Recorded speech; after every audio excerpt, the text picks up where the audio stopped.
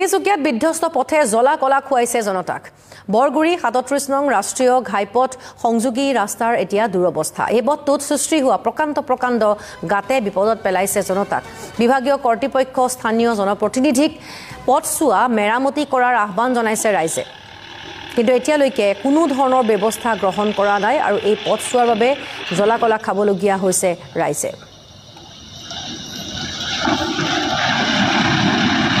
হয়, আমাৰ তিনিচুকীয়া বৰগুৰিৰ পৰা পানীতোলা বা গোবিন্দপুৰ যিটো সংযোগী বাইপাছ, সেই বাইপাছৰ অৱস্থা বৰ্তমান একেবাৰে শোচনীয়।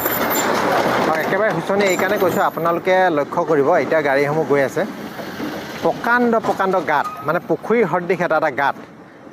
গতিকে ইয়াত আমাৰ যি ৰাষ্ট্ৰীয় ঘাইপথৰ যি বিভাগীয় কৰ্তৃপক্ষ আৰু লগতে আমাৰ এই সমষ্টিৰে যি নিয়ন্ত্ৰণ আছে জনপ্ৰতিনিধি, সকলোকে মই এবাৰ আহি এই অঞ্চলটো চাই যাবলৈ কৈছোঁ। কাৰণ ৰাইজৰ কি অৱস্থা হৈছে, কি গতি হৈছে, গাড়ী এখন পাৰ কৰিবলৈ ইয়াত 10 বাৰ চিন্তা কৰিবলগীয়া হয়। আৰু 10 বাৰ চিন্তা কৰি ভালকৈ পাৰ কৰিলেও কিন্তু গাড়ীখনত লাগে।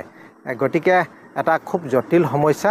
এই জটিল সমস্যাটো মই ভাবোঁ গুৰুত্ব সহকাৰে লওক আমাৰ তিনিচুকীয়া জিলা প্ৰশাসনে হওক বা ডিব্ৰুগড় জিলা প্ৰশাসন বা যোন জিলা প্ৰশাসনে হওক, জিলা প্ৰশাসনৰ উপায়ুক্তক আমি আহ্বান জনাওঁ যে বিষয়টো গুৰুত্ব সহকাৰে লওক।